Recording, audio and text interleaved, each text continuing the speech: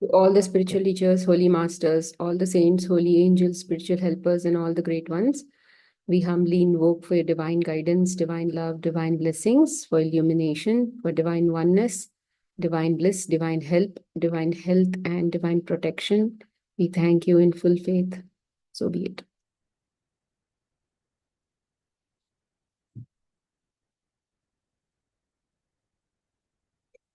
Okay. So today I thought I'll just start off the class with um, giving again a quick update or quick overview of what is surrender, and then we'll start off with the question and answers. Okay, because I think we've been doing covering acceptance for quite some time now. Let's talk about surrender and then go back to acceptance. Sorry, go back to the questions. See, surrender is actually a very, very beautiful concept. It is one of the highest forms of meditation that has also been mentioned in the Bhagavad Gita. We do have, let's say, when you're doing karma yoga, right? When you're actually in a family, when you're in between people, when you're in between the world, right? In between people, and you typically how it is. We are How do we meditate? We are meditating by serving. Okay, service is a form of meditation where you are not expecting anything in return. You are just giving. Like, for example, if you see sun is the highest form of karma yogi, because he's just doing his duty, irrespective of whether the cloud comes and then stops him. Rather, the cloud comes and stops the sun rays from entering the earth, or anything for that matter. The sun is not actually getting affected by any of these things. And apart from this, when we went through divine design, sun is also bringing us energy. Okay, sun is also activating our DNA light codes. Okay, because of that, there is a constant evolution that is happening in us.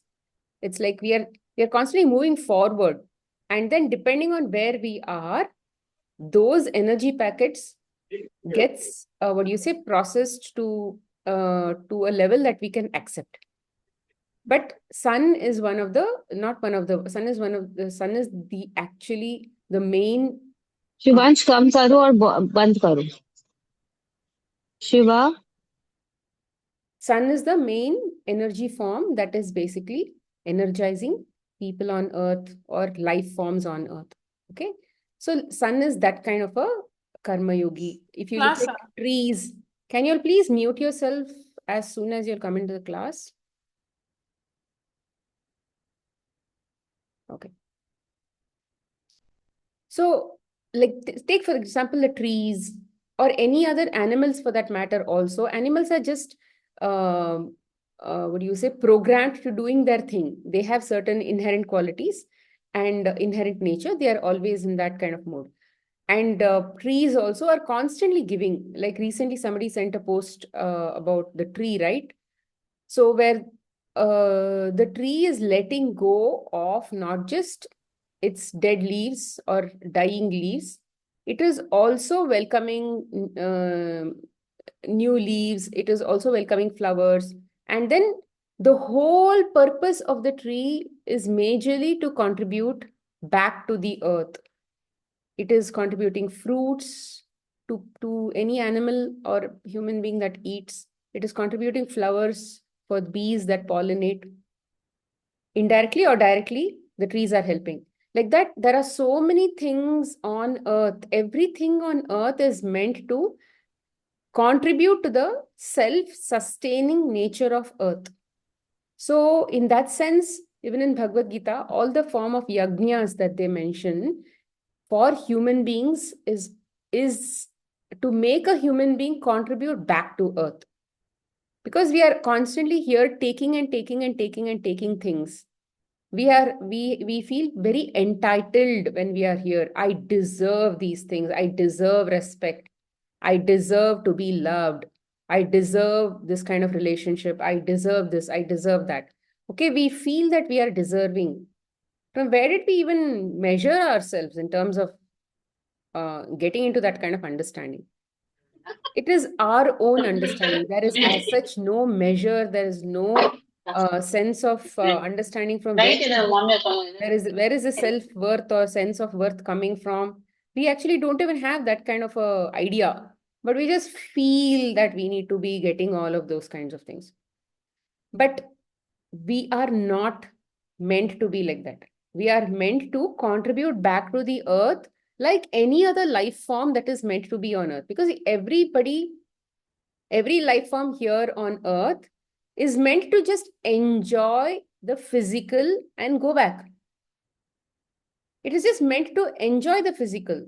But then when human beings with an intellect came here to enjoy the physical, it started the intellect, that extra buddhi or whatever you want to call it, right? Which the animals don't have, was sort of misused along with the creation power that we have, and it sort of became eventually distorted in terms of ego, right? So this is what I was trying to tell. So Bhagavad Gita is majorly a text, where a life text. It's a Jivan Shastra is what you want to call it, right? How to live. It's a manual to say how to live as a human being. It is not a religious book. It is a life book. It is a life manual. Okay. So this life manual actually teaches us, especially in the first 6 chapters, it is teaching us how to be that kind of a life form where you are living like other life forms, just contributing back to the self-sustaining nature of the earth. And this is called Karma Yoga, where you're saying, I'm going to do my action and I'm not going to expect anything back in return. And that action will be based on certain principles. Like, you have your own awareness, but today, let's say that awareness is sort of distorted with ego and other things. But eventually, what we lost as that life, what we lost as a knowledge to be self-sustaining and all of those things, that we've lost. So we are slowly getting back to a point where we understand what is the meaning of contributing to the self-sustaining nature of the earth as a life form. So this karma yoga is very important, and this is a form of meditation. And without this form of meditation, without even understanding how to serve others, how to be of service, where me and mine and benefits and other things are not involved, you will never learn to appreciate the creator who actually created this whole thing. We will never. So that bhakti and that love and everything for oneself and others will come only when when you become like literally seasoned in service. And this is exactly why we begin our human life with an intellect in a society, in a community where there are people and you are only required to be of service. There is no expectation back from these people because they are here just reflecting back on who you are. But this ego is sort of distorted and it went around expecting variable nature from a constant. Okay, all the POSCs around us are like constants in a mathematical equation. Just give me a minute, I have not switched off a light.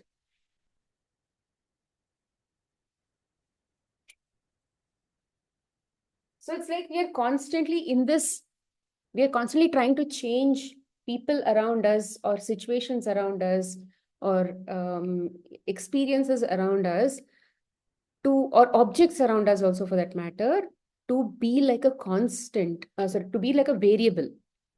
But they are not going to change. They are not meant to be changing. They are only here to reflect back the nature of who you are at that frequency. If you are at this frequency, they will reflect back this nature. If they are at that frequency, they will reflect back that nature. So they are like mirrors. So there is nobody here except you and the creator, which is who's inside you. And all that you see around you are generic life forms who are in that karma yoga mode, who are just enhancing the beauty, who are just contributing to the self-sustaining nature of the earth. Apart from that which you see, and apart from you and God, there is nobody else. Everybody else is a figment of your creation, which is like a virtual reality or a virtual image where you see what you have to see, like a mirror. Okay, so hence this service is very important. And to do this service or this form of meditation, you have to understand, why is it that I don't have to expect anything? What if I expect something? And with what capacity am I expecting something? What do I even know as fact to expect something? If I know that, okay, this is exactly how things are going to work, then I'll expect something back. Okay, yeah, this is how the result is going to be. But then there is no such work that we have done to contribute anything to the cosmos. We don't know how things are working. We don't know even how we work. We don't know how our breathing works. We don't know when our breathing is going to stop. We don't know how our body is working. We don't know anything about anything. We are still trying to figure out who we are. If we have an eye pain, we are still trying to figure out why that eye pain even started. What is the root cause of that eye pain? We have no clue about anything. So with what capacity are we are, with what, with what authority are we going to come and say that I can control everything? A person who is in control has also that oversight of everything. What oversight do we have when we are sitting in our, let's say, limited ego? We don't have any capacity. We don't have any understanding also. So, which is exactly why we need to be surrendered to that authority which has that oversight, which has that knowledge about everything. Doesn't it make sense? In any kingdom also, why does the praja or the citizens depend on the king? Because the king has an oversight of everything that is happening in the kingdom. The praja or that citizen has an oversight of only one thing, his own house and his own people. But the king has an oversight about, he has an knowledge because he's overseeing everybody in the kingdom. Similarly, God is the only one who knows everything in the cosmos, who knows everything about us, who has created us, and who knows exactly how to breathe us, how to breathe life into us and breathe us every single day. Every single thing that you think is happening because he has wished that it has happened. It should happen. Even if you lift a hand like this, you did not wish that, you did not lift your hand. There was an inner thought that wished to lift the hand of this doll. This is a doll. And this doll's hand was lifted because the doll did not want to lift. Doll did not even know that it had to lift. When it lifted, the thought came into the doll that it has to lift, and then the doll lifted. So how did the thought even come into the doll? So there must be something that is inside you that is actually making this human body work. Correct? But so surrender is about allowing this inner power to just do its thing and trusting that it has an understanding about the whole system. So let me just let it go. So why don't we let it go? Because the body also has an identification, or it has an identity, and it feels that I am the body. Because if you don't have an understanding of I am the body, I am Smita, let's say if none of us have that identity, then we will all feel like I am one, isn't it? We will all feel one. We will feel that we are the same. So then what is the fun? The whole point was about understanding different kind of expressions of God. So he purposely made different identities. So this identity is there at a even higher level. Even let's say today we are in duality, we are in body consciousness, so we are like sort of distorted. But even at a different higher level, higher dimensions level, let's say angels, or let's say even higher masters, let's say Babaji, or any of those people who are in the higher dimensions also, they also have a name, they also have a form, they also have all of these kinds of things. So this identity is necessary. It is necessary for uniqueness. It is necessary for expression of God to be unique from that particular body or from that form or from that existence.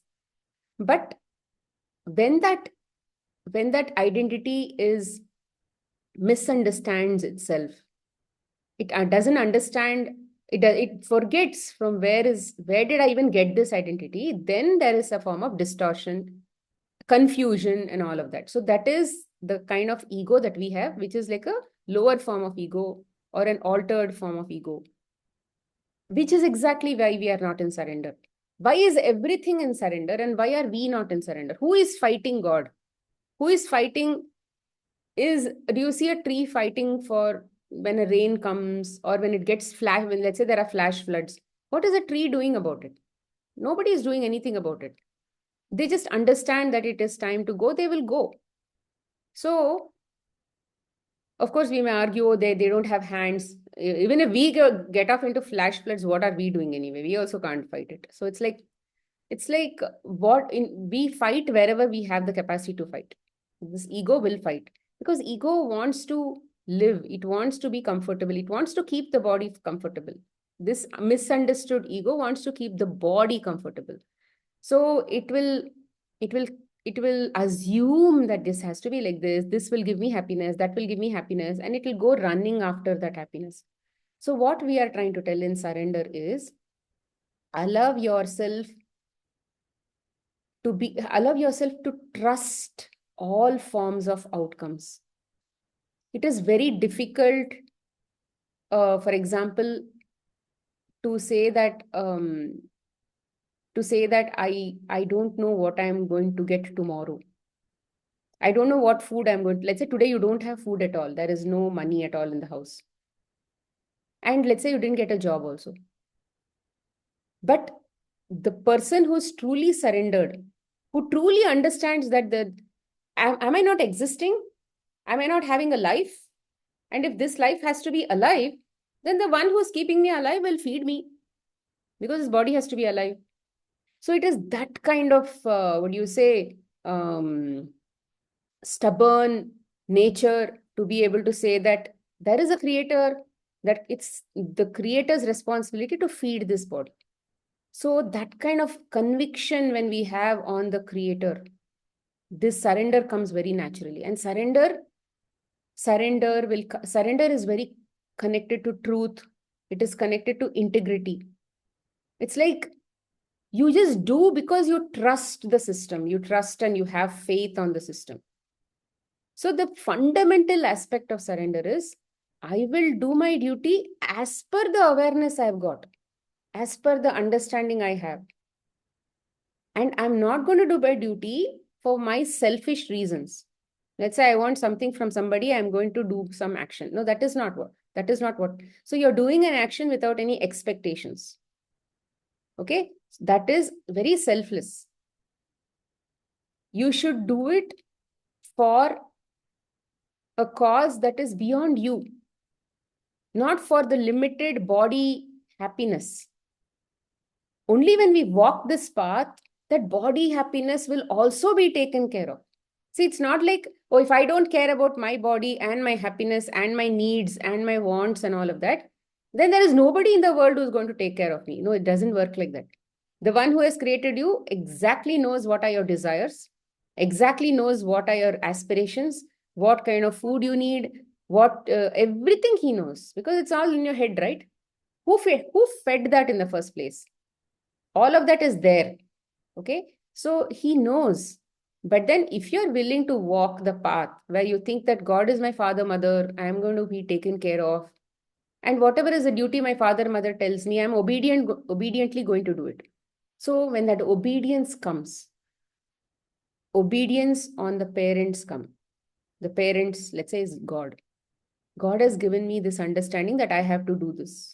So I just do. And I'm sure whatever may be the outcome, it's definitely going to be for my benefit.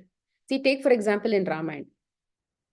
In Ramayana, when Kaikai um, banishes Ram to the forest, he actually says that even though all of you might be seeing something bad in this, because people have a belief system that he was a prince, and if the prince is sent off to the forest, he is going to be unhappy.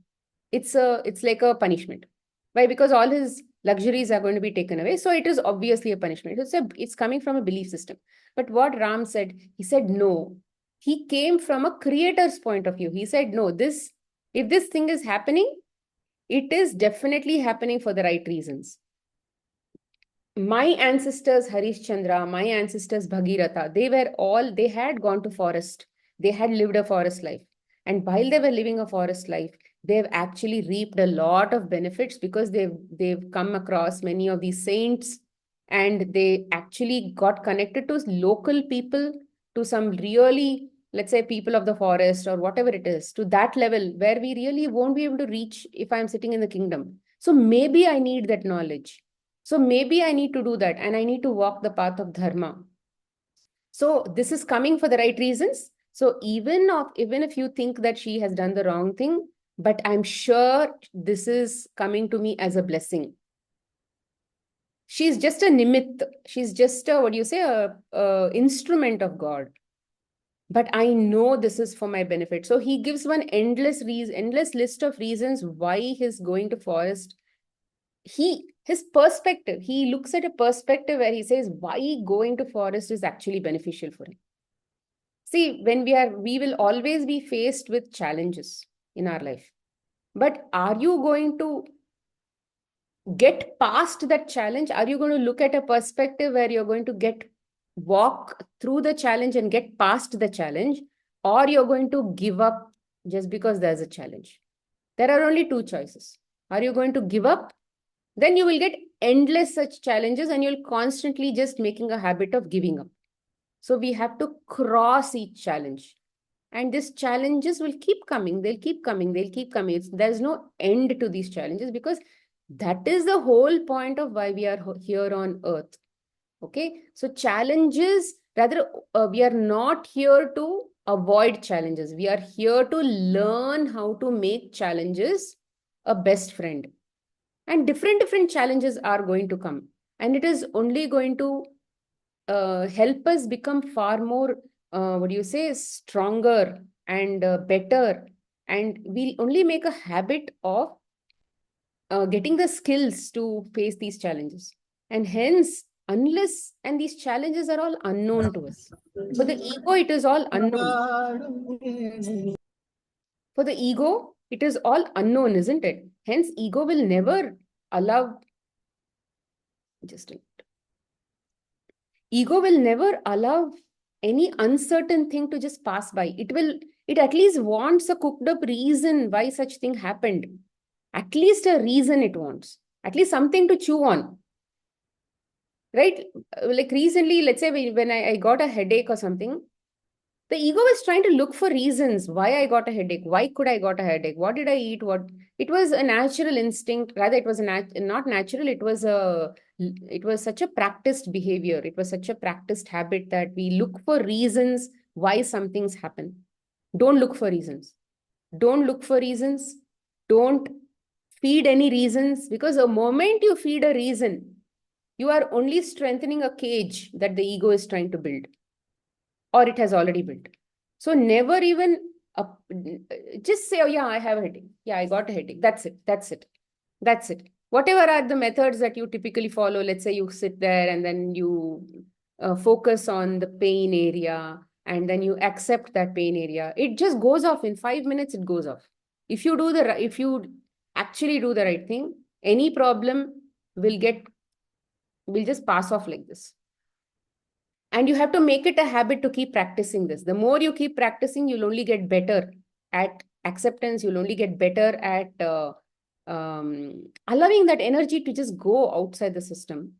And you'll make a habit, or rather you'll get better at not resisting life. which is why we have pains and which is why we have problems in our life, right? So hence, surrender is very, very important. And it is only teaching us that we have to just trust that system. And irrespective of any outcomes, all outcomes, ego has to start getting into a habit of believing and feeling comfortable and feeling a certainty even in the uncertain area. And how will that come? Only when you coach the ego to say it is okay. It is okay to trust even an unknown outcome. We don't have to have a preview of the outcome or a guarantee of the outcome before the outcome happens. It's okay, because it's all a part of this game. It's all a part of the system.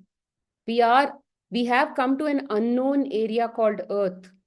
And here we have accepted that there are lots of different things that are going to come here, only to train us, only to give us that wisdom of how challenging life can be and how we have the power to basically accept life and not look at them as challenges, but opportunities to help us grow and go back.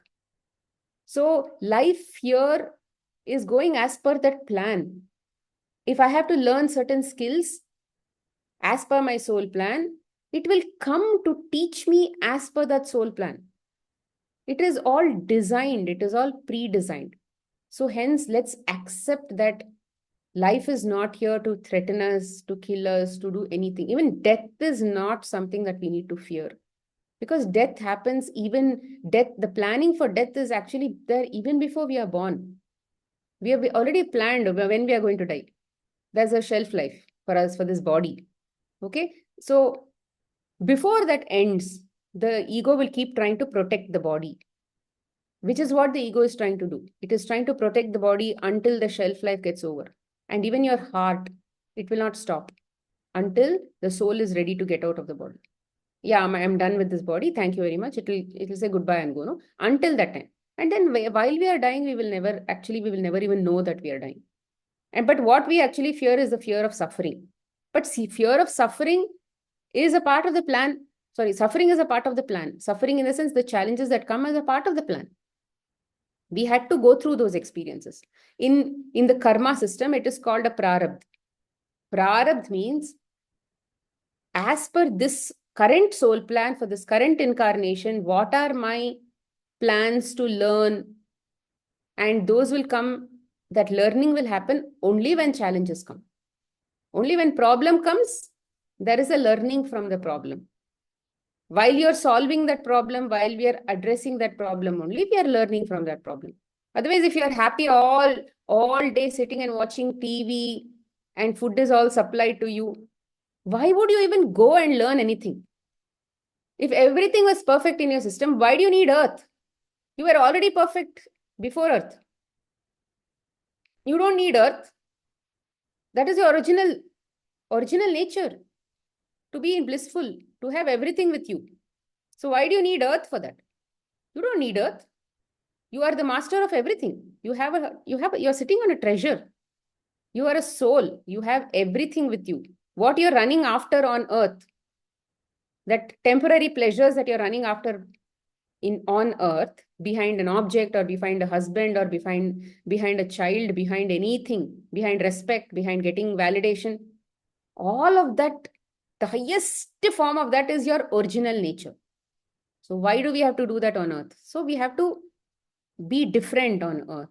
We don't have to be the same. We already have that. We just have to accept being different on Earth in each incarnation. And which is exactly why acceptance is necessary. That difference, it is your POSC is constantly showing you that you're different here, you're different here, you're different here, you're less here, you're more here, all of that, no? Accept that. Otherwise, how will you know what is your own soul plan? It's not like you have a plan and you compare against the actuals. It's never like that. While the plan is being executed, you are actually getting to know about the plan. The conscious mind is getting to know about the plan. So all that the conscious mind has to do is accept and stay surrendered. Stay surrendered to the way in which the life is taking you. And this is where surrender comes in. And although this looks like a very high level concept and very, what do you say, like a motherhood statement kind of thing, it is actually not like that. You can apply that in practical daily life. In daily life, in day to day house experiences, office experiences, also you can apply that. All that you have to do is, what is my duty? Do I have any selfish reasons to do this duty? Find out. Introspect on yourself. Do I have selfish reasons? How can I convert that to non-selfish reasons? You will get away. When you question something, an answer is definitely going to come. How can I make this non-selfish? Try to do your duty there. There is no way that you cannot get out of your duty. As a mother, you have to do your duty. As a wife, you have to do your duty. As a teacher, you have to do your duty. There is nothing like you cannot do your duty by just leaving it to God. God is not a person who's in action. Only you are in action. He has given you that sense. He has given you that buddhi. Using that, you have to do action. That doll is supposed to do the action. It has some form of buddhi or the intellect. Based on that, it has to do action. There is nothing like I cannot do action. As a mother also, you have to do action. If you think that, if you have an awareness where you think you're in your reflection, you think that your child is not doing the right thing, you have every right to be able to tell the child. But from what place are you telling the child? Are you telling it from fear? Are you telling from expectations? That is what you need to work on. I will do my duty without any expectations of outcome, is the first part of the surrender. Second part of the surrender is saying, I am going to accept all the outcomes that come as as a result of my action. So where are you involved here? You didn't have any expectations when you did your duty. So there is no involvement of you or that ego. You don't have any expectation. You don't have any attachment to the outcome. So that is also, there is no I there also. Okay. So fine. So this is surrender. Now let me just go back to the questions. And there were lots of such questions. I'm going to address them now. Any doubts so far in whatever I explained?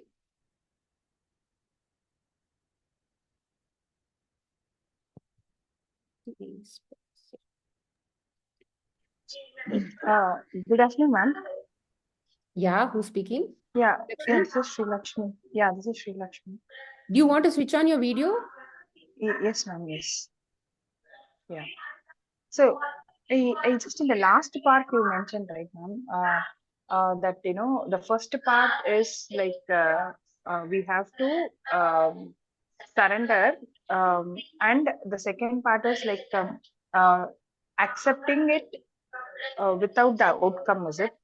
So when you say mentioned about the parent right to tell the kid, so I just didn't understand that part. Yeah. So See, will when you I be able to said, explain that with I, this two steps on that analogy, ma'am? when I said expectations of outcomes, I said something is going to come. After you do action, something is going to come in return. What I said was, believe that everything is good for you. You may like some outcome, but every other outcome that comes, may come also, is actually good for you, which is why it is coming. Which is why I told in Ramayana also, right? That outcome that came to Ram, or that experience that came to him, he believed that that is good for him. From a fundamental spiritual point of view, he believed, but he didn't. And the reasons that he gave was all coming from his own belief system. See, because I'm going to meet the rishis, I'm going to get knowledge. All of that was coming from his belief system, and he was actually making himself believe that it is good for him. So, which is why he felt motivated to go, and which is why he was having happiness and joy even to accept that outcome. So when you say surrender, you should mentally be prepared for all kinds of outcomes, and only then you'll be okay. If you're not mentally prepared and if something happens, you'll actually feel disturbed. So if some outcome happens and you are not very happy with that outcome, if you're very you with that outcome, no, it means that you are not mentally prepared for that. So what should we do while doing some action, before itself, we should say, okay, yeah, this can happen, this can happen, this can happen, or this can happen. Some idea. I'm okay with this. I'm okay with this. Yeah, if this also happens, I don't, it's very difficult if this happens. But let's see. I'm okay. Maybe God is going to show me a way. It's like you should have hope in some outcomes, but fundamentally everything is good for me. That belief has to be there.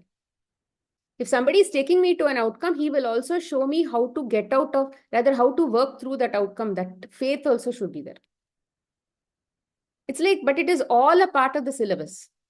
Like if you're in some school, right? If there are 5 subjects, all subjects have to be attempted to pass that class. You can't say, I like only 2 subjects, 3 more subjects I will not study. So that is what in the outcome also we say, I like only these 2 outcomes. I don't like these 3 outcomes. So I will constantly, while I'm doing my action itself, I will somehow try to strategize and go to those outcomes that I want. That is what we do with children also, no? We try to tell them so that they go study because we want them to go study. But what if you tell them you have a belief system that, yeah, we have to study? That belief system, maybe that belief system will change in future. But let's say now there is a belief system which says, hey, only if they study, they'll get a good job. That so, oh, why don't you study? It's actually good. Don't study for, even if you don't study for marks. These are all very good subjects. So motivate them to just tell good things about studies instead of saying, if you don't study, you will fail. See, we should, when we are actually teaching them fear-based belief systems, it is going to come back to us and hurt us. It is not going to hurt the mirror. When you think that I fed all these fears to my child and the child is now in fear, it is actually because those fears got accumulated inside you and that is getting reflected in the child. They are all constants. Nothing will happen to them. It is going to reflect back into you only. What you talk a lot, what you think a lot, it is going to change your system, your anatomy only. So even if you are coaching a child, or even if you are telling a child, even if you are speaking to a child or anybody for that matter, remember that what you sow, you are going to reap it. This is what karma says, right? Karma is not a thing that is going to be, is a bad system. It's actually a tracking tool. A tracking tool to sort of help us to explain to us how energy works. How can you explain to anybody how energy works? Only when you give it a certain name and this is how energy comes back, this kind of energy comes back. Only when you give some kind of story like this, only then people will believe. So which is why this karma system is a way of explaining that what you sow, you're going to reap. What you give, you are going to get back. So if you give your child fear, you are going to get child back into your system. It was already there. You're just strengthening that. It was already there, which is why you express that fear to somebody. But when you continue to nourish that fear, it is going to come back more and more inside you. So when we are talking to the child, when we are saying anything, just make sure and ask yourself, am I coming from fear? If my fear is giving me these kind of sentences, how can I change it to non-fear based sentences?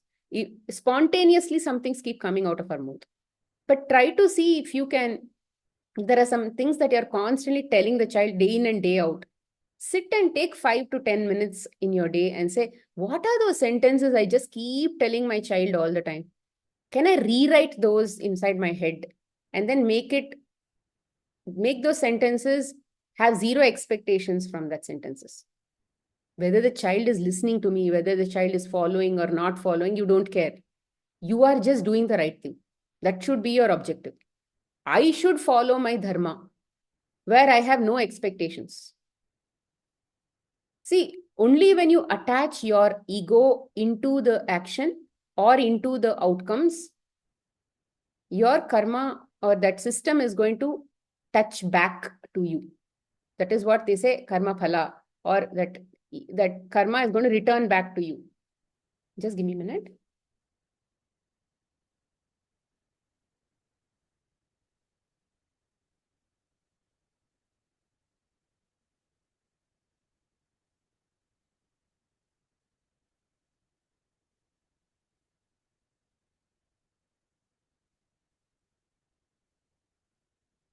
So the whole system is actually teaching us that first part when I was talking about meditation or karma yoga, right?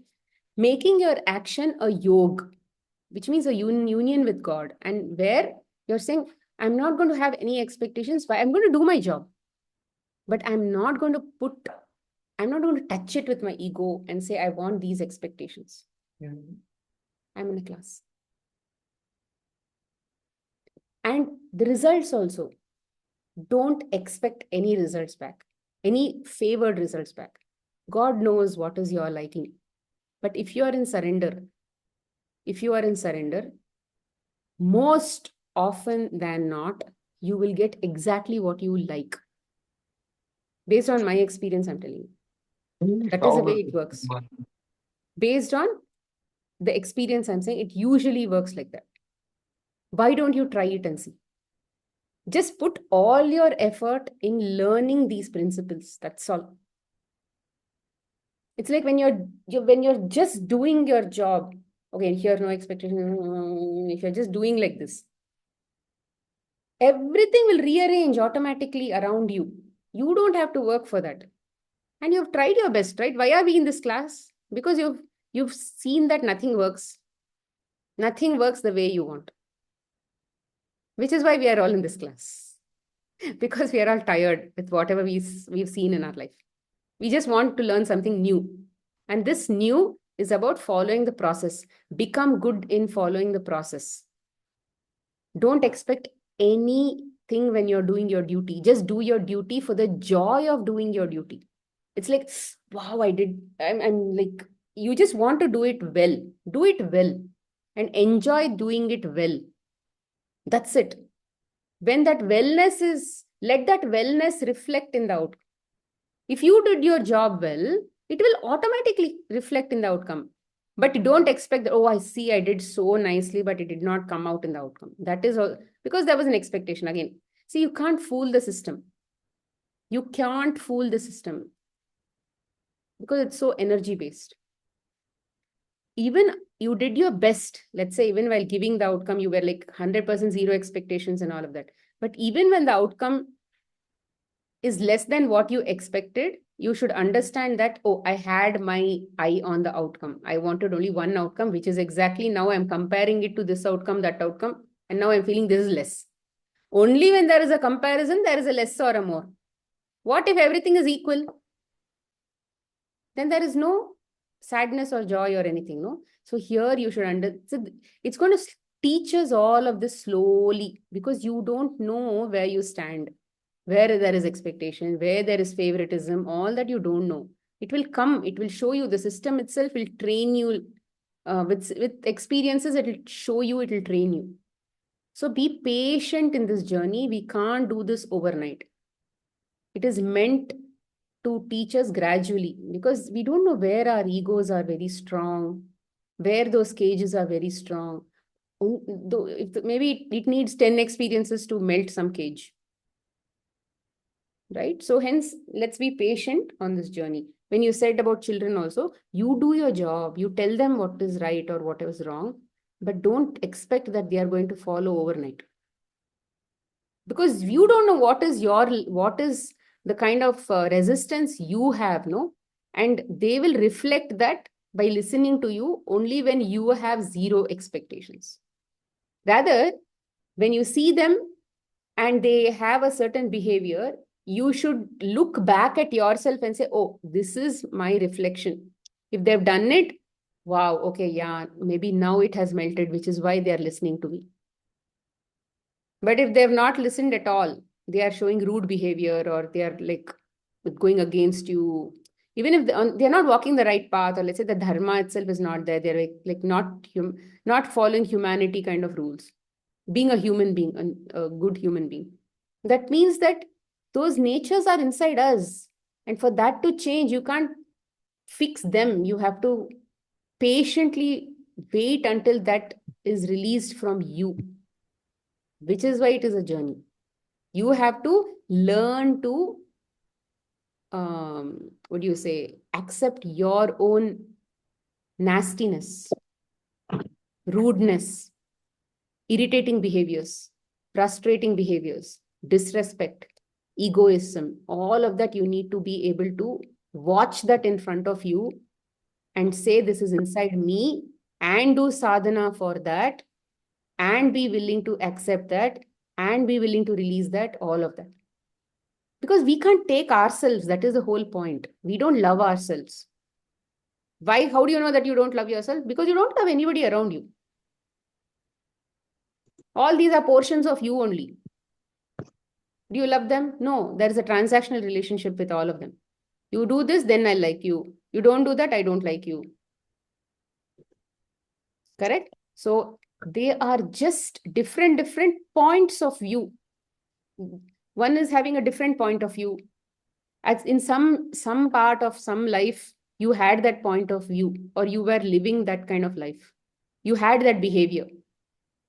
Now, when that behavior has come in front of you after, let's say, 10 lives of you finishing off that behavior inside you, rather, you have now outgrown that. But that, even after you outgrown that, you still have to be able to say, yes, when you look at that, yes, that is, that I had created that once in some past life. It was my creation. So you should be able to accept and say, yes, that has my label on it. The product manufacturer is me. It's my product. This is what is called acceptance. And they are teaching you how to accept your own products. You have disowned those products. You're trying to disown those products. No, you can't. If you have to go ahead in the life, in that evolution, we have to be able to say, this is what I have created and I own it. You may not like it. You may not agree with it. You may not even use it, but you still have to say, yes, this is the product I have created inside you. So which is why that process of acceptance of what, how do you know what? So you watch your emotions. If you're feeling disturbed, that means that you are in resistance or you are out of balance. So how do you come back to balance? By accepting that lack of balance or that imbalance is because of the belief systems that are surrounding that emotion. Even if you don't understand anything, just focus on that discomfort. That's enough. Sometimes we won't be able to put English words to what we are feeling. What is this? Is it fear? Is it emotion? Is it what? Is it this? We won't be able to put a name to that. We don't have to be very great in English or something to be able to do acceptance. We just have to understand, am I feeling good? Am I not feeling good? Yeah, I'm not feeling good. So just focus on not feeling good inside you. Close your mind and say, just close your eyes and say, oh, yeah, that feeling, not feeling good. You'll be able to sort of locate it somewhere inside. May not be physically, just somewhere in your mind. That somewhere I'm not feeling good. So just keep focusing on say, and typically what I do is I just chant Ho'oponopono. You can do any other chanting also. It is just a form of acceptance that yes, I know this is it's me only. In Shiva, in Shiv Puran, right? So Shiva is in Shiv Puran, Shiva is the one who's a creator and all of that in that particular thing. And then Parvati comes in, she wants to play with him. So she comes and closes his eyes. We typically go, let's say somebody is watching something, they're in their own world. And then you go and close their eyes and say, guess who closed your eyes? So she does that. And as soon as she closes his eyes, what will happen is one Rakshas is actually born or demon is born. It is all a subtle message, which means if the Tattva Jnanam, okay, Shiva is known for rather he's known for this knowledge, the highest form of knowledge. So if you close the eyes of this highest form of knowledge, you are actually creating ignorance. Some form of ignorance. So this demon represents that ignorance and he was called Andhasur. And of course, there's a story of how he goes against Shiva and then how he creates a wreck in the world of his own creation and all of that. And then finally, Shiva beats him and then he becomes his own Gana, which means he becomes surrendered to Shiva. So it's a big story. So even we have created a lot of andhasus in our life. We are that God. We have that. Our highest form of awareness is God Himself. And at some lower forms of awareness, we have created lots of andhasus in our own life. And that andhasur is your child only. And Shiva did not give up on him. He just killed the limited behavior in him and then nourished that spiritual nature inside that own child. And he became a bhakta of Shiva himself. So there is all of that nature inside you, good, bad, ugly, everything is inside us only. But what are we nourishing? We are nourishing all of the good things, the Devi gunas we are nourishing. But it doesn't mean that you have to ignore all your children who are bad or who are so-called in the lower frequencies. They are your children. But they have now been surrounded by belief systems which are like friends. Belief systems, let's say, are like their friends. They have sort of taken them to wrong paths. So what are you trying to do is you're just trying to save your own child, accept your own child. When you close your eyes and then focus on that discomfort, you are accepting your child as your own creation. That's all. And when you do that acceptance, the divine presence inside you is going to melt those belief systems in installments. So, which is why we are getting liberated in installments. We are getting enlightened in installments. We can't just get enlightened overnight. We just sat in meditation, I got enlightened. It doesn't happen like that. Where is all that knowledge, wisdom, and all that garbage? When did it go out? Like this only, in step by step, they have implemented. Unless a person, knowledge is good for nothing. Even the highest form of knowledge is good for nothing unless you're able to implement that in your life, in the circumstances that you have created in your own life. You have planned these circumstances. So, which is why it is important that you honor all of these kinds of things. So hence surrender, acceptance is very, very important to follow.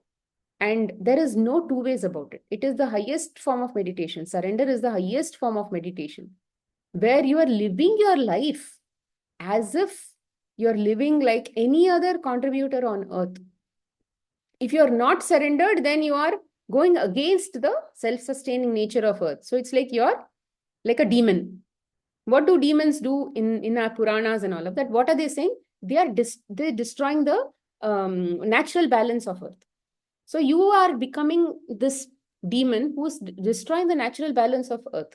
So what are we learning to do? We are learning to behave like a devata who's keeping that natural balance on earth by being surrendered. If you resist anything, it means that you are going against your own creation, going against your own plan. Hence, it is important for you to practice this art of surrender. And slowly, at least let the belief that yes, I need to follow, let it sink in.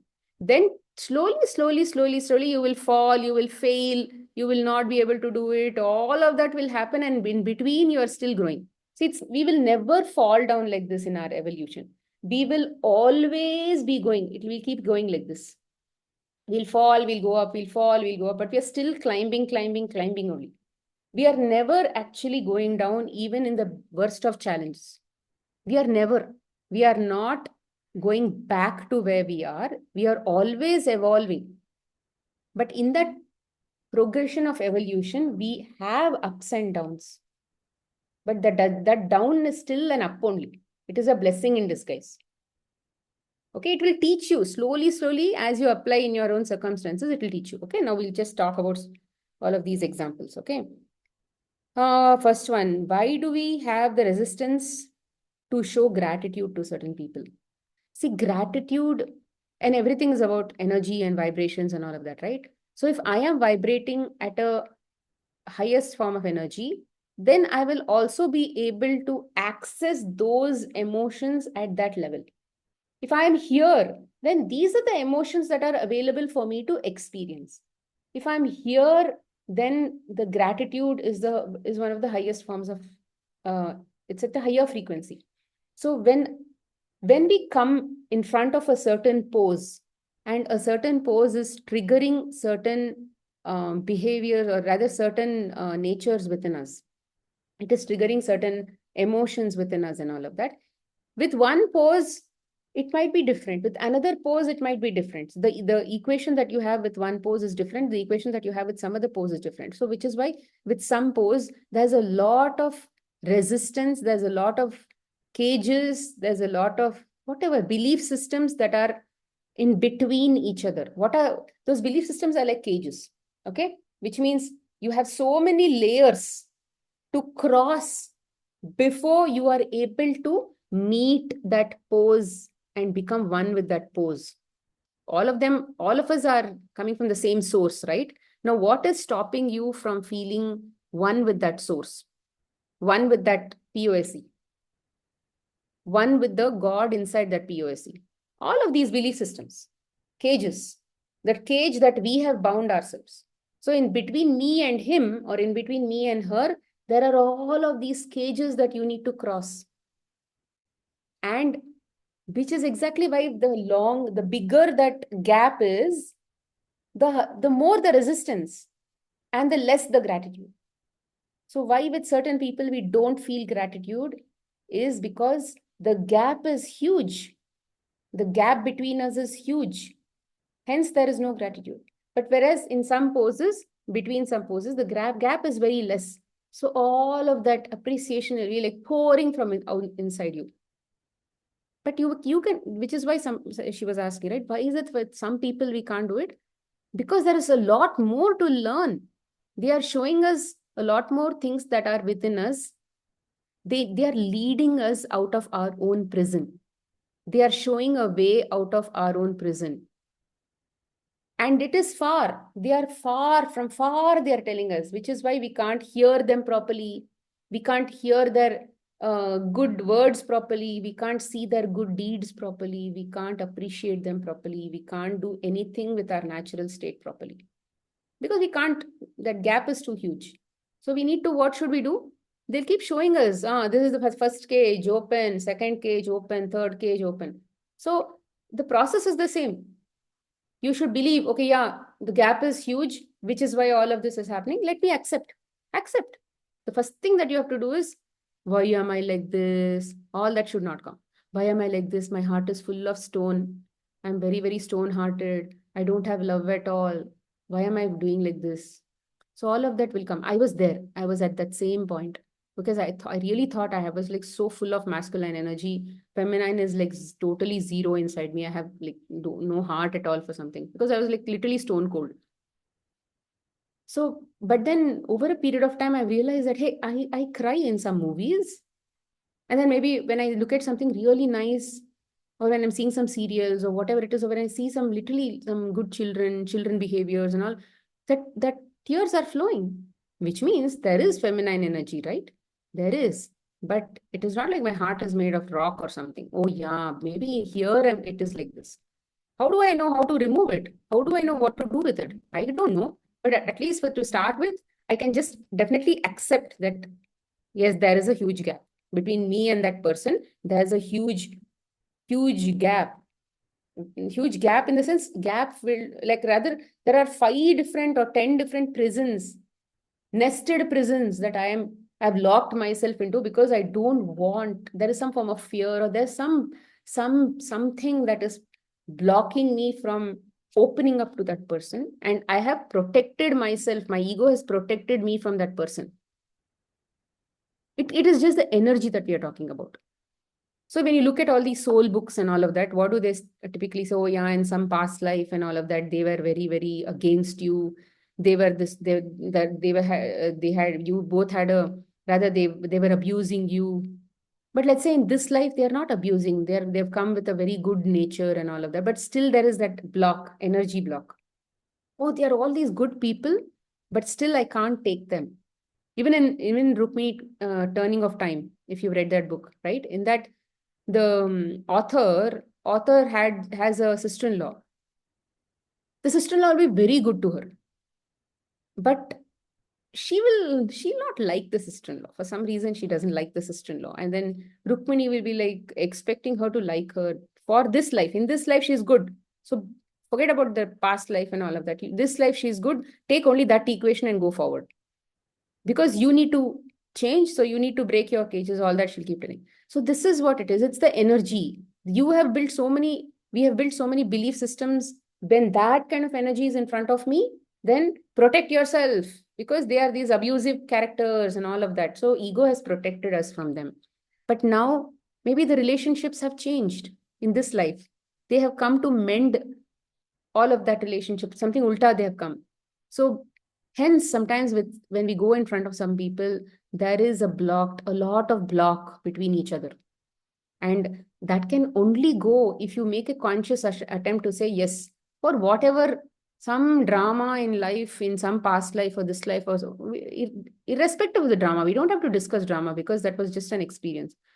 I have this huge gap. And the only way to get out of this huge gap is they'll keep showing me my triggers. I'll just keep accepting. They'll keep showing me the triggers. I'll keep accepting. Maybe I'll not accept sometimes. Maybe I'll accept sometimes. Sometimes it'll take years for many of these blocks to go. It'll take years. At least in my own life with my mother-in-law and me, by the time those blocks got over, it took me at least 10 years. No, not at least 8 years. It took 8 years. But I didn't know any of these things. Then it took 8 years. Maybe after knowing all these things with this knowledge, I'm sure it'll take only 4 years or 3 years or maybe 2 years if you work harder. So our job is to put the best intention, best effort. So without any expectations of when it has to happen. I applied surrender now, I applied acceptance now, but why are they still not changing? No, that is not the case. You do your job. When that is going to happen without any expectations, you should do your job. When outcomes are going to change, when that thing will reflect whatever you like. Yeah, when this stone changes, when this block removes, when the block here starts becoming, rather when the gap here becomes less and less, it will actually improve. The relationship will improve. And many of these relationships which have a lot of huge block will come as close relationships in this life. Because only then you're going to constant exposure to them, no? A lot of work needs to be done. So a lot of problems have to be given. Lot of triggers have to be given. Only then in this life itself, you can resolve this. Because only one life is enough for us to self-realize. If you're willing to do that. So if somebody has to remove this whole big block, hey, this life itself, we'll do it off, yaar. You would have come with that kind of plan. Yeah, chalo, I'll sign a contract with you. This life itself, somehow we will do it off. I know you will be the worst person, but somehow I'm going to manage. See, I'm going to get this knowledge also. I'm going to join Smita's class and accept and surrender. All that will come. I'm going to join Gita class. All that gyan is going to come. I'm sure with all that, I'm going to do this. Yeah, but in realities, we are slow. We'll still be executing those old habits. It's important to understand that we are not going to probably succeed overnight, because there is a lot of opposing habits inside us only, opposing belief systems inside us. It is okay when the opposing belief systems come, recognize that you're feeling that opposing belief system because it is already there inside you. But despite that, you should go and do something what your ego does not like. Don't please your ego all the time. Do things that surprise your ego. Do things that it wouldn't have expected at all. Let that be more fun. Let that exercise be more fun. Surprise your ego. If it thinks that she's definitely going to become angry in this, don't be angry. It's like you're playing games with your ego. Slowly, it will pick up on the habits. It will pick up on your new habits, and it will basically become far more calmer and peaceful and surrendered. Okay? So that is about the gratitude to certain people. And then at least if you can't show gratitude to them, after you realize that there is this huge gap, I need to melt it, all of that, start with forcing yourself to be grateful. At least for coming as a POSC in front of me. Start with that. That's enough. You've come to my life to show me this huge block that we have in front of us, huge gap that we have between us. Thank you. If you had not come, I wouldn't have known that I have this baggage sitting inside my energy system that I need to melt. Right? So that is one gratitude that you can start off with. then whenever I'm reacting to a situation in life, I'm actually forgetting to look into myself or remember concepts of downplaying the ego and accepting and surrendering. After some time only, I remembering these, and the mind is ready to move into response mode. So how to remember this instantly when I'm provoked? Is there any method? No, there is nothing like that. You're talking about it at an intellectual point of view. This is not intellectual. This is this is coming from awareness. Awareness is a sense of knowing. It's like um I think the other day I gave an example, right? Knowing versus understanding versus knowing. Knowing is you already practiced it so much that you know.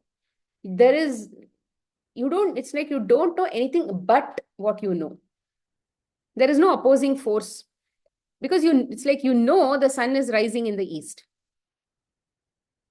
You don't have any other opposing belief which is coming and questioning you. You know you can walk. You know you can talk. You know there is, knowing is about, it doesn't need proof. That sense of knowing will come only when we continue to keep practicing like this. That falling and getting up is a part of the game. Only when we think we have to be perfect. Why should we be perfect? Who said we have to be perfect? Who has actually given us some certificate or something that you are this expert? Given that you are the expert, you should never fail. Whatever you apply, first attempt itself, it has to pass. Who has given us this certificate? Based on what are we actually measuring ourselves?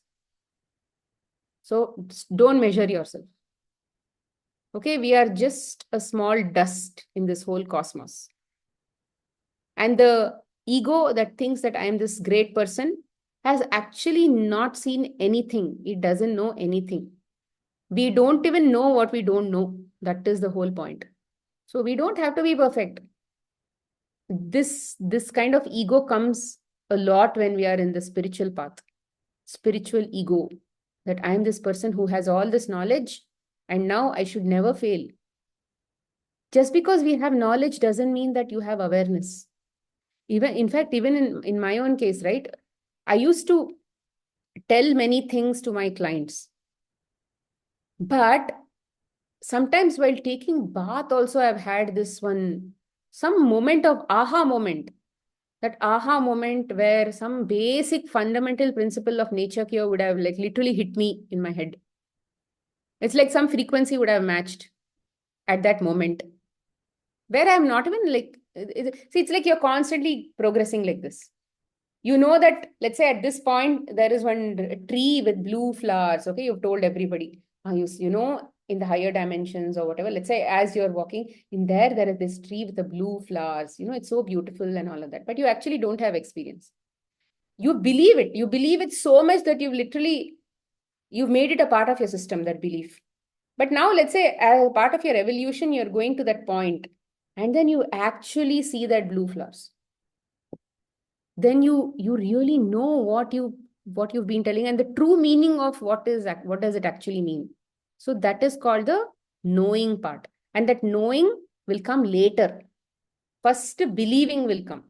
Then that belief has to become strong as a part of your foundation. See, belief systems, we just take belief systems, we make belief systems, we drop belief systems. Okay, that is a part of life. Whatever belief systems are there today, we are dropping. We only created it. Those cages, we only created it, right? Why did we create? In some part, at some point in the past, we actually needed those cages to learn some lessons. It is not wrong. But in future also, we'll be making more cages. But we are aware that we are going to make cages keeping goal of self-realization in our mind. So we are walking this path of sattva. We are walking the path of goodness. And then we are constantly going on that path. There also we are making belief systems. But there will come a time when those belief systems also have to be dropped before we go. See, we think that, okay, let's say, having all of these tamasic habits, like, let's say, lethargy or having bad behavior, all of that is bad. And then let's say we leave that. And then we go off to some other, instead of being lazy, now we are going to some other point.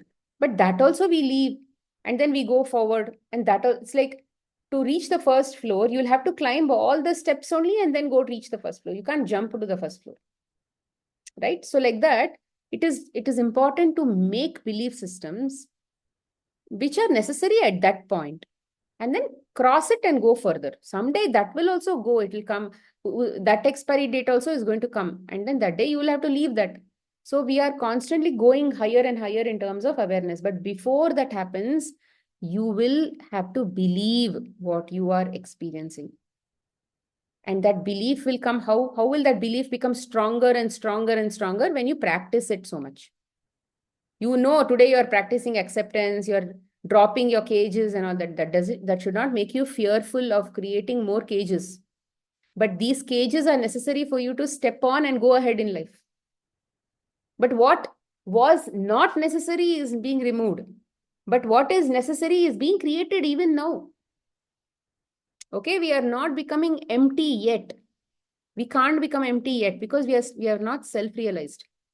Only to the point of self-realization, we need to build our own cages and walk on the same thing and just keep going. But what was already walked upon, that is have to being melted. That is being melted. And for that, the POCs are coming and showing us, hey, you need to melt this. Hey, you need to let go of this. Here, you need to do this. All of that they're showing. But you still have to make more cages, walk on those cages, and then keep going ahead in your life. Okay. Hence, it's important to understand that you may not get it instantly unless you come to a point of knowing. And that will come only when there is enough energy in your system to be able to, it's like you should be able to keep vibrating at that energy. We can't store energy.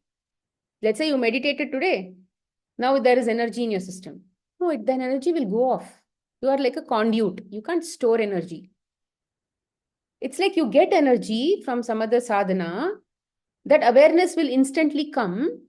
Use that to apply in your day-to-day life to see what POS is telling you. It's like there is darkness inside you. You meditated, you got light inside you. Suddenly, when the light is inside you, see what all is there in the room. And then the light will switch off. But what you saw in the room, and then what you're going to do in the room, oh, this I don't need, that I need, all of that work you did, no, that is actually going to make you lighter, and then you'll go forward in your life. So the meditation alone or any practice alone is not going to help you. It is like a system where you're bringing in light into your system, into your dark system. But using that light, what are you doing? Pose is showing you, remove this from the room, they remove that from the room. So remove that. Work on removing that from the room. Then you'll become lighter. And then whatever sadhana is practice that you're doing, let's say chanting or meditation or whatever you're doing, that is actually helping you like a light which is constantly guiding you forward. But that itself is not your solution. The solution is applying the knowledge to clean yourself up. So hence, unless knowing comes, you may not have that thing. So I would say just drop the expectations. Whatever has to happen, whenever it has to happen, it will happen. You just keep up, you just do your duty of looking at what the pose is telling you, dropping those steps that you don't want or the cages that you don't want anymore, and make new belief systems, go forward in your life. Okay. Then why do some people suffer so much and some people get everything easily? Like I said, it's a part of that prarabdha. The prarabdha says, see, as per the, let me talk about the karmic system itself. Its karma is not a bad system. It is a tracking tool where it is basically saying, okay, let's say in the third dimension itself, these are all the emotions that you need to experience. But how do you know what experience you had, what experience you didn't have? What in fear itself, there is so much of subset. Fear of this, fear of that. So then there is one more opposite thing of fearlessness, overcoming fear. So there are so many things to learn. How do you know what you did and what you did not do? That will happen only when there is a system to track all this. It's like energy is doing all its work. But for us to understand, they gave this logical understanding called karma. Okay, see, our seniors, our ancestors told that there's a system called, you can understand energy through this system called karma, which works like this. So there is a whole subset that you have to, let's say, the whole subset that it's called a Sanchita karma. Okay, it is like a universal set. From that universal set, you will bring in parts of lessons that you are planning to learn in this incarnation. A subset of that universal set is in this incarnation. And that is called the Prarabdha karma. So here, why do people suffer so much when you ask? Because of ignorance, people suffer. The ignorance that it's my own plan. This is all of these experiences are supposed to come to me. But when you are not having, or when you're not aware of the knowledge that these things are coming to me, then there will always be likes and dislikes and all of that. So hence people suffer.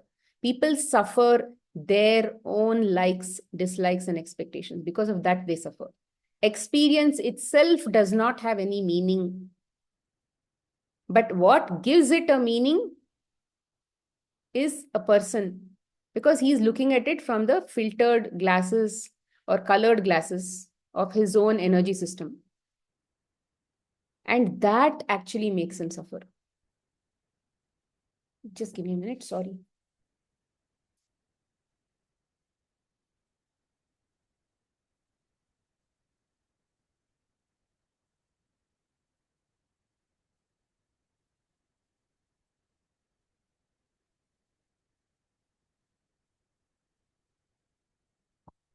Okay, so then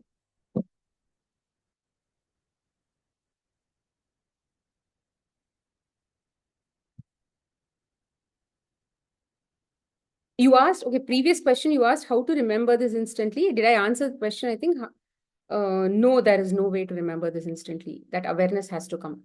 Only then you'll be able to remember it. Okay. So then in the next question, second part, why do people suffer so much? And why do people get everything easily?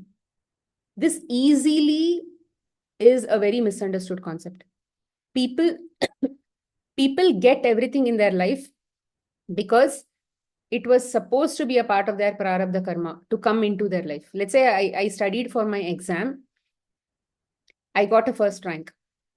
It is not because I studied for the exam I got the first rank.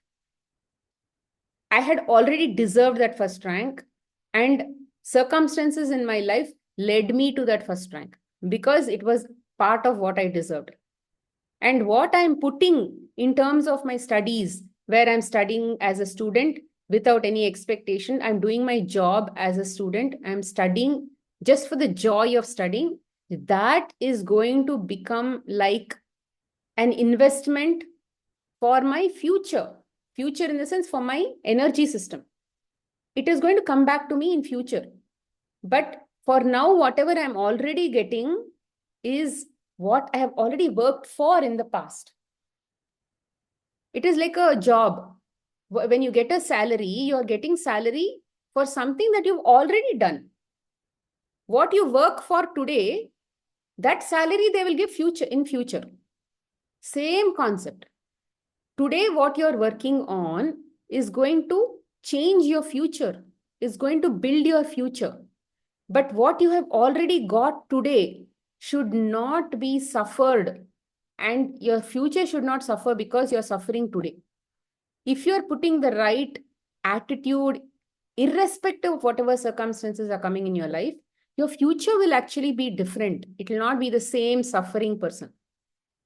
So hence, you can't measure everybody by why are some people rich and why are some people poor? Why are some people always happy? Why are some people? When you look at your own POSCs, some people are already, let's say, typically people who are out of your family or neighbors or friends, they are usually very happy. Usually very happy, great children, a great husband, loving husband. They're always going on trips and all of those things will be there. Respectful, everything will be in there in somebody outside. But whatever is happening inside in your family is always having some or the other problem. Why? Like I said, gap is huge with these energy blocks that they have to show us. So you have picked and choose people in your life to come into your own family so that you can work on what is necessary for your energy system. If there is nothing to learn from other people, why will you bring them as a part of the family? What is it that you're going to learn from them? Nothing. But what are they showing? All these happy people, what are they showing you? That this is also a part of your energy system, but you don't have to work on it. You already worked on it. Those parts are already done in some past life. All of those triggers are done. You've learned, you've accepted, all that is already over. Which is why it is going to come to you as something where people are very happy in front of you. But what is supposed to be worked upon today in this life is going to come as problems in your life. And it is a plan. Hence, other people are always happy. Some people are always suffering. And it is meant to be like that way. In the past, if you had gone, let's say, to a past life or something, the same people who are very happy there, you would have worked upon all of those kinds of things. And that is now a part of your reality, but a happy part of your reality. But a part of your reality where you still need to learn some things from some of the POSEs, they are going to come and show you all of these things in your family only. In the close circle. In the close circle, you need more exposure from those people. Hence, they are close to you. Constantly, they need to squeeze you left, right, and center. All of that has to happen. All of that cleaning, mopping, everything has to be over every single day, every single minute, all that has to happen. No? Hence, they are very close to you. Okay? I hope I've answered this question. So, in summary, we are getting what we deserved. Everything in our life is coming as per our plan only. And there is no way we need to feel sorry for what we have. But we have to be mindful that when knowledge is coming, when you are blessed to be a part of this satsang, when you're getting this high frequency knowledge for you, it means that you also deserve this. But it's up to you whether you want to take this and move forward or you don't want to move forward. See, there's no use constantly moping and constantly cribbing about life. There is nobody in this life who's going to come and help you because everybody is working on their own, learning. We just have to work on ourselves. Then mostly very good-hearted ones get more challenges to navigate through things. How do we understand this? See, what is the meaning of good-hearted people get challenges? If you've seen, Rama had challenges, Krishna had challenges, Raghavendra Swami also had challenges, so many saints also had challenges. People had life-threatening situations in their life. It is meant to be. Because when those challenges come, they will learn from those challenges. There is a reason why challenges come. Without challenges, we don't grow. Which is why even in the schooling system and all, we have tests, we have exams. There is also this new concept where, let's say, we are not going through schooling, homeschooling and all of that. Don't you think those children don't have any challenges? Just because we see on Instagram that they're all playing around in nature and all of that, don't you think they don't have any challenges? They also have their own challenges. Every single human being, irrespective of the mode or method of learning, we are getting our challenges in some form or the other. They will also be looking at people who are maybe learning something else in a systematic way, and they'll say, oh, why am I not learning all those things? See, we get our share. It's not like we can escape what we have to learn from. So irrespective of anything, we will get our challenges, and our challenges is what shapes us to become better individuals. And POSC is going to constantly keep coming because it's a part of our plan. Why we cannot take stand of our own when we know something is not right for us? When we keep ourselves in a loop after after knowing the end result as well. Nobody knows the end result. How can you say, I know the end result? Nobody knows the end result. When you have an expectation of a certain outcome and all of that, you're just repeating the same loop because you have not learned. See, why do people, when we, as kids, if we have not passed a certain class, why do we repeat that class? Because we've not learned the subjects that are being taught in that class. We have not learned. We did not study for our exam. We did not take that exam seriously. We didn't write that exam properly. And then we failed that exam. And then, which is what is constantly happening when we are in that state of body consciousness, when we have expectations, when we have not surrendered with life, when we don't have any trust in the way system is, and we think I only have to fight for my happiness. I only have to ask for this. I only have to control my outcomes. When we are in this kind of a mode, then we will constantly be stuck in the same pattern and same loops. So there is nothing like when we cannot take stand of our own, when we know something is not right for us. See, when you know something is right for us and you can't stand up for yourself, there is a learning. You have to stand up for yourself. Let's say you have an abusive husband or something. Then you have to stand up and talk. Why don't we stand up and talk? Because then what if he says, oh, I will give you a divorce, but I don't want to leave him and go because I'm not well, some financially sound, or I don't know how to live alone. There are so many of these related fears that are blocking us from even standing up for ourselves. So work on those related fears that are there, where you say, I'm not going to stand up on for myself, because what if he scolds? What if he says, get out of my house? That you don't want. That is why you don't stand, because there is this assumptions that you've made inside your head. So hence, when we don't do certain things that we think is right for us, it is because we only have a certain belief systems that feels that it is not right for us to go stand up for ourselves. See, what is happening, what we actually do in our life, we believe. It's a sense of knowing, which is why we do it. So you know you should not stand up for yourself, which is why you're not standing up for yourself. Why is that so much strong? Because there are all of these belief systems which says, don't stand up for yourself. If you stand up for yourself, all of this will go wrong. And you can't face all of that will go wrong. Hence, don't stand up for yourself. See, learning to stand up for oneself in an abusive relationship is also a learning. It's also an experience.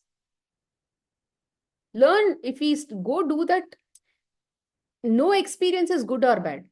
We just have to be able to say, what am I learning from this? And then be more selfish about this learning part and then go ahead in life. Whenever I will be accepting and resolving issues with my husband, my health gets upset. And as soon as it happens, my husband flips to the other side and responds worse than last time. After your classes, I'm trying to figure out what the situation is teaching me. See, don't connect things, right? Don't connect something. Don't connect moment to moment. Don't connect anything. Just take one moment as, okay, in this moment, I got this experience. In this moment, I'm learning this, end of story. I am getting cold because this happened.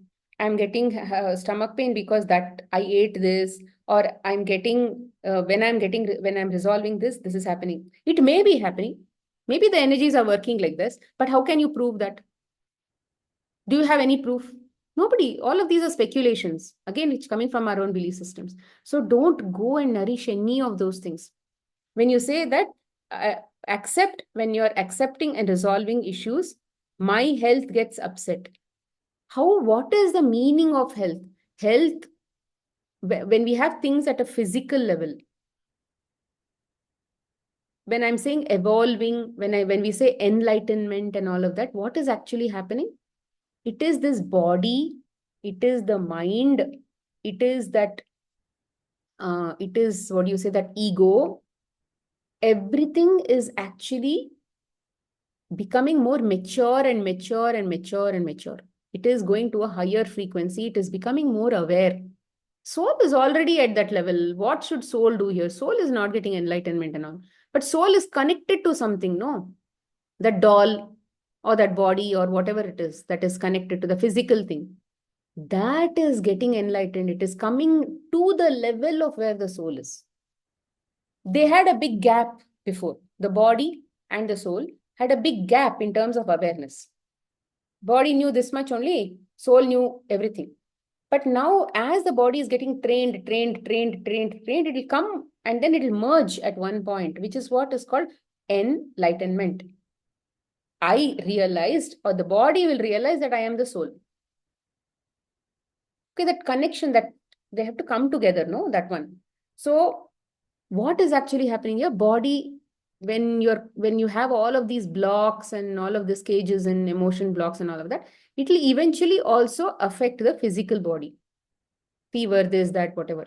So when you are resolving and you're bringing in high frequency acceptance and surrender and all in your life, that energy is going to come, right? When that energy comes, what will happen at the physical also? It will get cleansed, no? It will clean up the physical body also. So typically, viral fever, all of those things will happen. They are called spiritual activations. So look at those things as if the body is also cooperating in this cleansing. So be grateful for the body. Body has an innate ability to heal itself, provided you allow it, which is why you're doing your allowing and all of that now. Hence, it's cleaning itself. Hydrate yourself a lot. Bring a lot of liquid into your body, especially when the energies have to move outside your body. All the clogged up energies have to leave out. It has to leave your body. Then a lot of liquids are necessary, because that liquid is a very good conductor of electricity, or sorry, good conductor of all of this energy to move outside the body. Hence, earth is also made up of 3/4 portion of water, so that her energies can also move. Even our body is made up of 85% of water. Liquids are there, but we don't maintain it as 85% because we don't drink only. We are constantly eating dry food. So bring in a lot of liquids, drink some juices, drink water. At least 3-4 liters should go into the system every single day. So the more the clogging is less, the liberation is faster and easier. So have all of this energies. For the energy to keep moving, you have to be a lot more hydrated. Imagine river. If it is a stagnant river, what happens? If it is not moving, what happens? Mosquito breeding, all that will happen, right? So if mosquito breeding, all that has to go, river has to be in full gush, it has to go. Your blood has to be in full swing, it has to be moving. Your lymphatics have to be fully moving.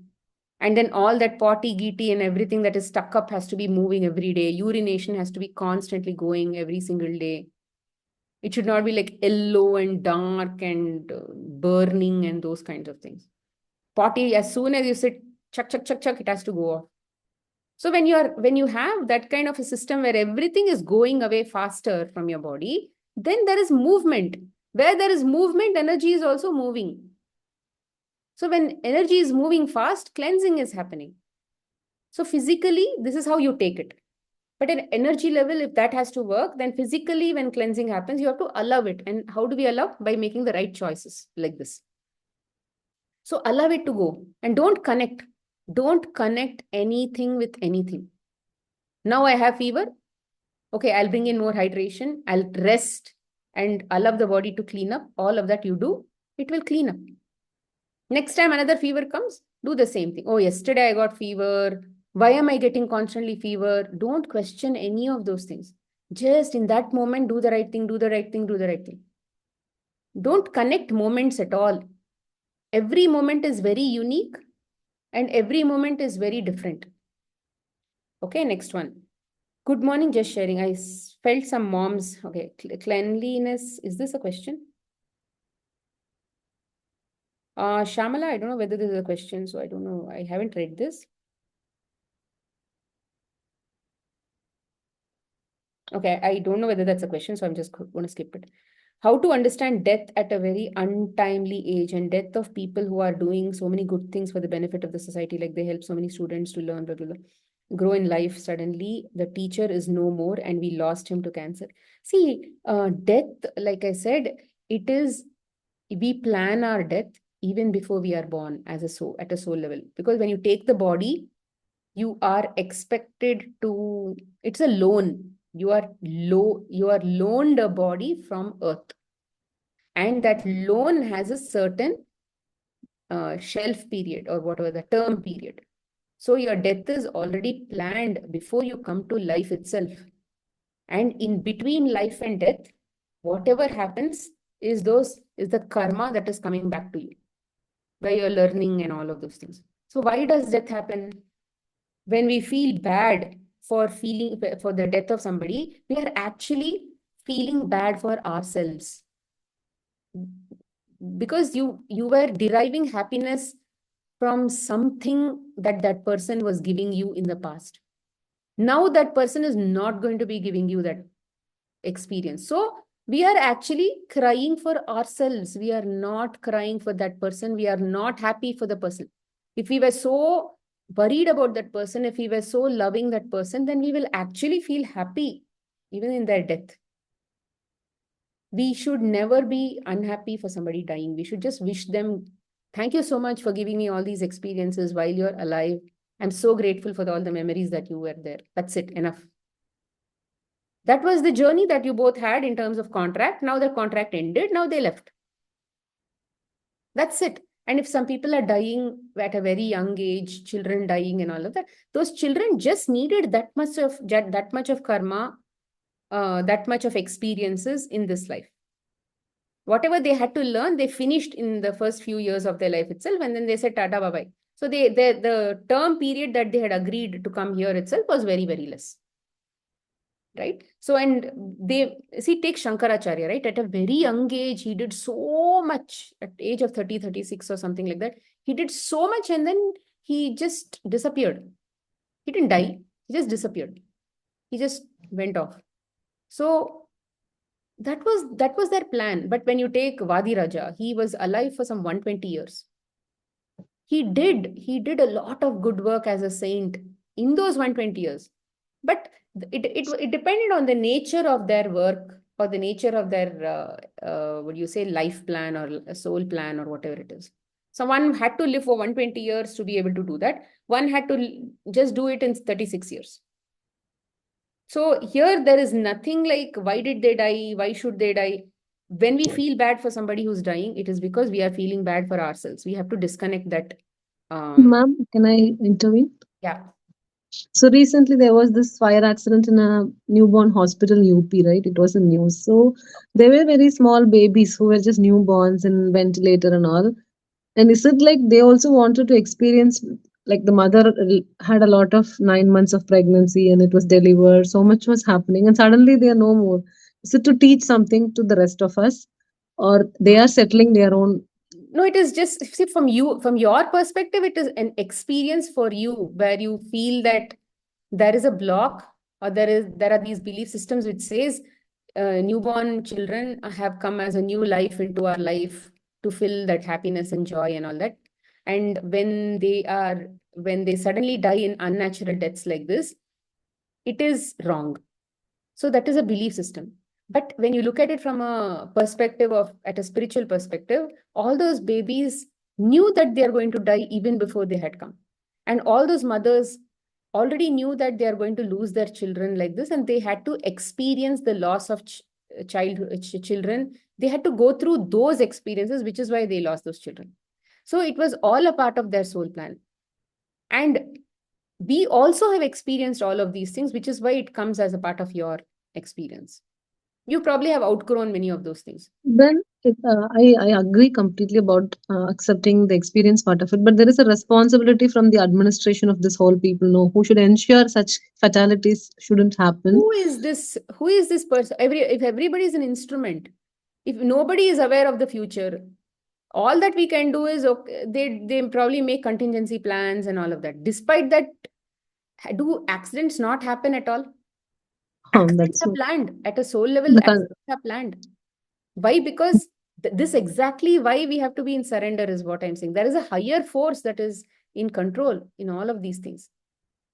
See, many things like floods and tsunamis and all of those things, war, everything. everything happens. What do you think we are in control? Tell me. Nothing. We just watch. When it happens, we just watch.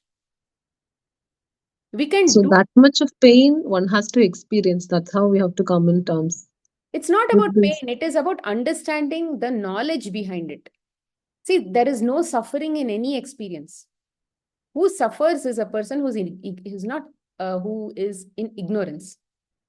So when we bring light to that part of the ignorance and remove the darkness, the same perspective is different. Sorry, the perspective to the same experience is different. It is never about the experience. Experience did not make you feel sad. Experience only triggered the sadness that was already within you. So nothing you experience as a feeling which is beyond yourself. You already had that plan. It is already within you as a part of your DNA, which is what has to be triggered by some experience like this. So everything is going on as per the system. But we are giving it a different meaning because we are looking at it from our own point of view. So once that comes in contact with knowledge, the same will change. Does God really have any form, or is it only our maturity level we are giving him name and form? See, when we are so much connected to body consciousness, many of the God is that higher supreme force to bring all of these lessons to us. Many higher forms, he took those forms, like let's say Rama, Krishna, Jesus, or whatever. He took those forms so that he can connect, he can teach us how to live and get out of this ignorance, state of ignorance. They are only forms of God. But when you look at, let's say, which is why during chanting thing also I said, when you're chanting on Rama, you're chanting on Krishna, you can look at them as forms or bodies which were at the level of that soul. They were already in connection at the supreme consciousness stage. There was no difference between the body or the ego here and the ego there. It was all one. They had already merged, which is why they are called God. A God that we can form. See, initially, people may not understand a formless version of God. People may not be able to connect to that. There is no friendship. There is no connection to something that does not exist. Sort of does not exist in front of your eyes. But if you're able to relate to stories around him, if you're able to bring some good character to that form, you're able to look at him with high respect and all of that, with that love will also come, that respect will come. You're developing all of these good qualities within you in the name of that form. But as you keep doing that, and then do your karma yoga, and then you're doing all of this selfless action and not expecting results and all, you're just doing it for that form. You're doing it to please that form. So in Bhagavad Gita, they say, Ishwar Arpan Buddhi. So Ishwar Prasad Buddhi, Ishwar Arpan Buddhi. So whatever you're doing, you offer it to that God that you love. Whatever you're getting, take it as a prasad from that God. So when you're constantly in communion with that God, you're thinking that God I'm doing it for him. I'm doing because of him. All of this is coming because of him. It's his wish. So you're like bringing in every sentence, in everything, there is this person or that form that you like. Over a period of time, as you are in a point where you see him only everywhere. You see him in everybody. So you're so much in love with him. It can be a form. Like take, for example, Ramakrishna Paramahamsa. He was in love with Kali as a mother. He was still attached to a form version of Kali. But there came a time where his own guru broke that limitation and took him beyond that form. He was not willing to go beyond that form. It was like the ego was holding on to a form. But for that, He had to go, if he had to see that real God within himself, a formless God within himself, he had to go beyond the form. So they made him do that. And at that time, he realized himself. So even though he was at that highest level of Kali, he was able to see Kali, all that was there. But that was, he had to go beyond that to be able to self-realize. So everybody cannot connect to that formless version of God. Even it's not like the entire Bhagavad Gita is talking about a formless version of God only, that you have the formless. But then to even get to that point, when we do that first 6 chapters of Karma Yoga, then you are actually doing it for God. Why do you surrender? You're doing it for that God. Even if you think that it is coming from that Rama or Krishna in a puja room, you still are doing for the same thing. And behind that, there is that God only. No, everything in cosmos is made from the same God.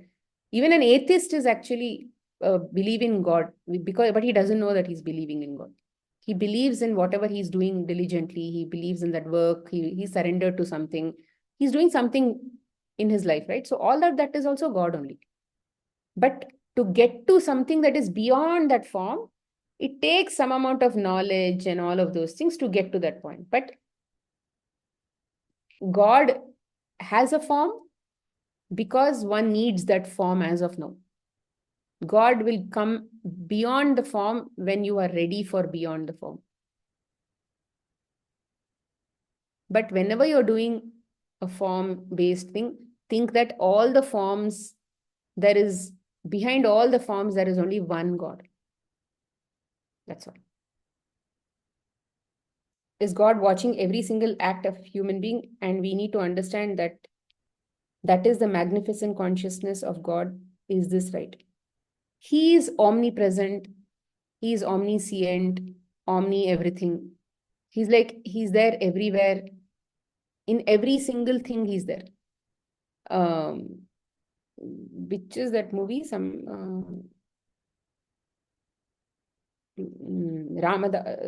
Telugu movie is there, no? Telugu movie, or what movie was that? Where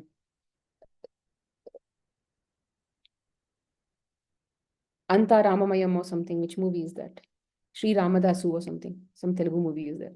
And in that, it's like a bhakti-based movie where he is able to see God in everything in creation. That bhakta called Ramadasu. So that is what it is. He went to a point where he's in creation. He was able to see that God, and it's a form God. He's still seeing that Rama only. But he's able to connect to that Rama in everything. But who makes him go beyond that form? The same God will make him go beyond that form at some point. So everything there is God. Okay.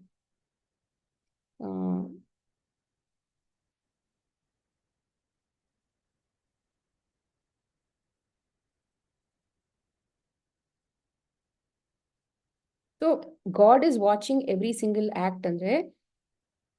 You are only that God. Aren't you watching? Who is this person behind you who's giving you energy and all of that? It's the same God. So he's always with you. He's always watching you. Without him, you're dead. So he's obviously always watching you. He's making you do everything. And we think that we are doing everything. Whatever is relevant to okay. When we see someone doing something bad to a larger community and we really cannot stop it within our powers, we need to just surrender to God and believe that God has let it happen for a reason. Is this line of thought is right?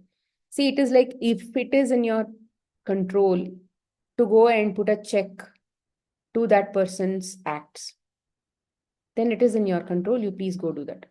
But if it is not in your control, you should find out whether it's in your control because you have fear, or it's really, for example, let's say the chief minister is doing something, or let's say the prime minister is doing something, or the president is doing something. How much control do you have? You don't have too much. But you definitely have control to vote. To that extent, you can do. You did your best. Beyond that, it's not in your control. But see, there is today, there are lots of, let's say, spiritual messages that you keep seeing on the internet, where they say the world is splitting into two, and or let's say that let's say, oh, in America now somebody is the president, and let's say, oh, that is actually not very good, it is going to lead to a bad set of circumstances. It is only a point of view. If you are going and then nourishing those kinds of news into your life, let's say you're constantly focusing on that kind of news in your life, you are going to eventually make it a part of your reality. You are signing up for it. You are owning that to be a part of you want that to be a part of your reality. But if you think that, oh, it doesn't make any sense, I don't want that to be a part of my reality, don't put energy into it. Don't put energy into something that you think it doesn't make any sense in your life. But we typically keep going and reading some of these things because we like gossip. We like masala news. We like what's happening in Bollywood. We like who's getting married to whom, who scolded whom, who is getting divorced from whom. All of these are like masala news. And it's nice to actually keep reading. But we don't understand that the more we keep reading it, the more Instagram and Facebook keeps providing you the same things. They are so much in alignment with what you focus on, you'll get back the same thing. It's like that law of karma is coming back to you. It's like the Facebook itself is also sort of, that algorithm also works like that only. So understand where you're putting your energy. If you have to break some such pattern that you've already built, start to, let's say you have an addiction to cell, or you have an addiction to something. The way I look at it is, if I have addiction to my own cell, or let's say Facebook or Instagram, I can't remove that addiction from my life because it's a habit. I can't remove. So what I can do is, instead of, let's say, chewing on something unwanted and something that is not necessary for my life, I can let it chew on something that is more sattvic. Like, choose to watch, let's say, a God related serial. Even if you are addicted to it, at least you're learning something from it. Over a period of time, that sattvikta will grow. See, it's like all of the bad qualities that we have inside us, or that negative qualities that we have inside us, we cannot remove it. We can't remove those negative because we have nourished that to a lot. So give, instead of chewing on something that is not necessary, give it a anchor, which is where it is going to chew on. For example, let's say you are possessive about somebody, possessive about your child. You can be possessive about God, the God inside that child. You can, if you're feeling, there are so many negative qualities. Let's say if you're feeling, oh, I don't, all these reasons. Just think that, give it a good thing to catch on. Don't just leave it hanging. Anything God related, anything chanting related, something that is even at least TV, where you're seeing good things. If you like TV, go watch God stuff in TV. Even if you're addicted, that's okay for some time. So give it something to chew on that is good first. Later on, slowly, you can wean that also. But for now, you cannot just remove something from your life, some habit. Let that habit be channeled towards something that is more beneficial. Over a period of time, you can slowly work on it, but you can't just remove some habit from your life. Okay, so that is about that. I think that's it, right? Yeah, that's it. I think I've addressed all the questions. Do you have any other questions that you wanted to ask, or any other topic? We can do it for 5 more minutes. Smita, I just have one doubt. I mean, not a doubt. I just want to ask you, like you said, we have to be integrated, right? Integrity. We have to be in integrity. Yeah. So integrity, whatever emotion I am having, I'm experiencing at the moment. So I have to be in that emotion, right? Accept it, be with it, Yeah, and then let yeah, it go, yeah. right? You So can't let it go. You just have uh, to be with it. That's all. be with it, yeah. So I have to be integrated and be with it. right? See, integrity, what I mentioned, was not integrated. Integrity here means you are Integrity. doing the right thing even if nobody is looking at you. You are saying the truth because you want to be truthful. You are punctual because you want to be punctual. You believe it's the right thing to be punctual. You are honoring the system. You're honoring your own commitments. So that is all integrity. So the highest form of integrity is self-realization, leads to self-realization, because you have honored everything in your system and you've accepted everything that is coming to you. You believe, you have faith in everything, you are truthful to everything, all of that positive spin, it has a positive spin. Integrity is very, very, it comes at small, small levels, it comes and then over time it builds. That is integrity. It's like you're doing the right thing all the time. Let's say some knowledge comes in, and that knowledge, that is, you understood, yes, this is the right thing to do. You actually apply that because that integrity is very strong within you. You're not saying, okay, yeah, I'll hear all of this, but then I don't think I can apply this. It's not like that. You're doing the right thing all the time, even if nobody is expecting you to do the right thing. Yes. But suppose I get a headache, like suppose something happens and I get a headache or some other emotion, you know. So how do I be with that, no? Let's say you have a headache. Now, that it's paining, right? It's like, it keeps paining somewhere. So close your eyes and then just watch that pain. Sometimes it comes here, sometimes it goes here, sometimes it is here, sometimes it is here, sometimes it is probably your eyes. Just keep watching it and then keep saying Ho'oponopono. Like a I movie, do you're that, just yeah. watching like this. You're just watching. I do that, Smita. But one thing I wanted to know, I had learned long back EFT, that emotional freedom EFT, technique, huh? no? EFT, huh? So can I do that? Like even though I'm feeling this pain, I'm feeling this emotion, You still I should choose to you should feel and ask yourself, integrate. what is the intention behind EFT? Okay. I should ask myself, what's the intention? Yeah. Are you intending it to chase that thing away? No, I can't chase away, as you said, I have to accept that, right? And be with it. See, irrespective of whatever actions you do, Mm-hmm. the intention behind it is what? Acceptance, or what is happening is that problem is here and I need to do this EFT and chase it. If I do EFT, there is a belief system. Let's say if I do EFT, this will go off. That Okay. is sort of, see, many of even the higher spiritual techniques that we have, no, Yeah. is coming from a place of healing, medicinal in nature. It's not Okay. medicine, but it is Okay. medicinal in nature. Okay. You do this, it will go off. Correct. That should not be the That intention. should That's not what be I the wanted to. intention. That only I wanted to ask you. That was a question. This is the thing I had to ask you. So I can do EFT to accept it and be with it. No, Yeah, experience it yeah. as You you say. can, yeah, irrespective of what you do, if you're coming from a place of, oh, I love this, it's my own andasur, it's my own creation. You're just watching. What are you doing? Let's say it's like when the pain is actually talking to you, it is talking to you. Are you listening to it? No, we don't listen. No. Yeah. So we have to listen. Listen means you're just paying attention. You're giving your time and attention to what is asking for your attention. That's it. The We more take a you pay medicine or we attention. try to put something and we let. No, we don't be with that Hmm. emotion, right? Yeah.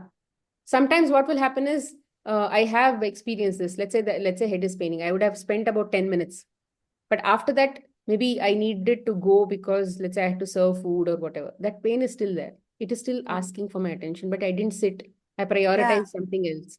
Yeah. So again, let's say after some time, if we come back and listen to it also, it will anyway get addressed.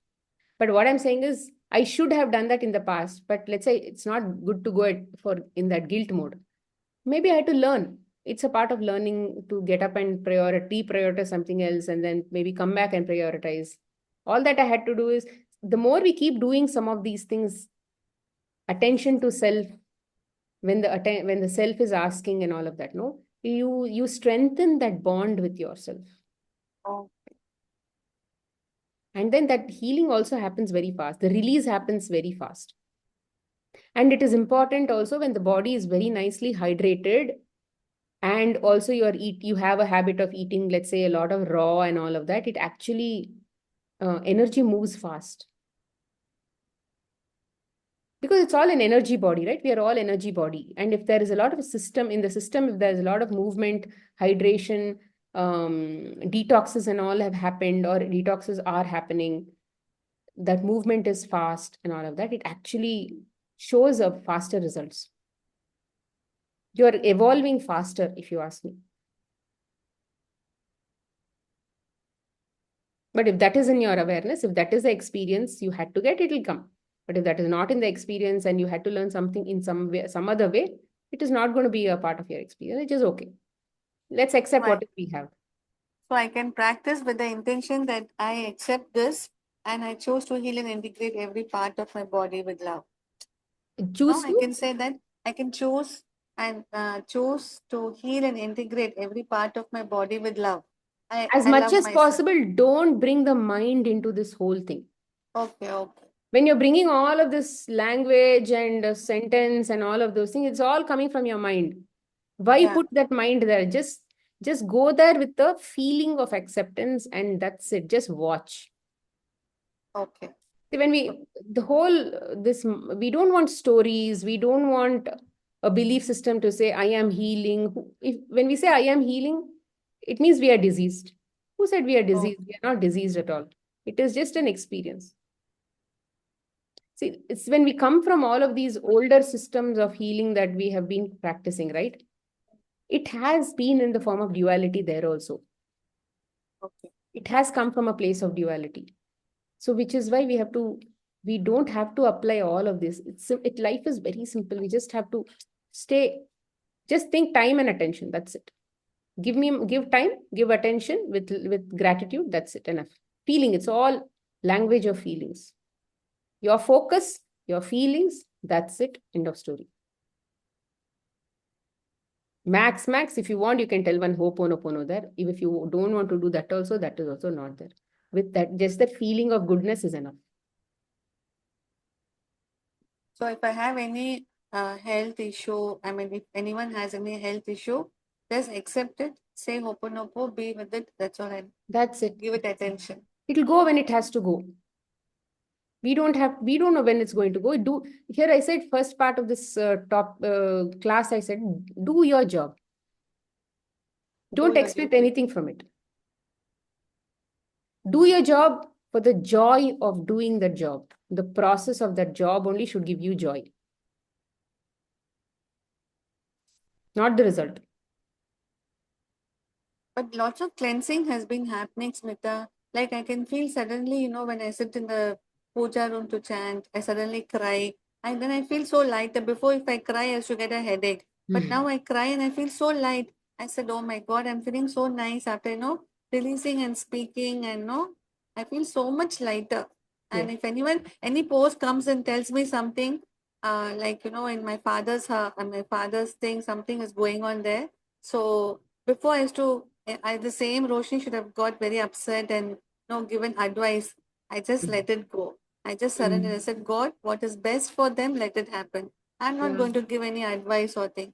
And Yeah. I just let it go, and everything is calm now. Yeah. Everything is in peace Yeah. because I'm at peace. Yeah, absolutely. Yeah, because you know that whatever is supposed to happen to them will anyway happen. All that I have to Yeah, do is see it, learn from it. That's it. yeah. That is, When they are it's so asking for advice, simple. give advice. When they're not asking Yeah, for advice, why to give advice? yes. Yeah. Okay. Thank you so much, Smita. Thank you, Roshni. Anybody else? Ma'am, I just want to share one experience. Mm. Pavitra here. Yeah. So my daughter is 1.5 years old, 15 months old now, and I was looking for a helper who can take care of her for 2 hours or 1 hour a day, so that I can get some time for my elder one, like that. And I'm looking for from the 3 months from where she was born. Earlier, I was having one helper for my elder one, but somehow I was not able to let her go. Whenever I get a new person, I compare it with that person, and I will not appoint her because somewhere I was not comfortable with this person. And desperately I was in need. And I was broken into tears of the situations at home on Monday afternoon, and I was just crying out loud. It was only me and my daughter, and I was just I could not control my emotions, and I was just screaming and crying and weeping. I don't know, but then yesterday morning I felt okay. Then I called the old lady and I asked her to come if it is possible for her. She said she can come. But then again, she called within a day or two and called and told me that the situations at her home, her children were not good, so she could not join in. When she told me that, I felt uh, somehow the bonding or the sessions with her is over.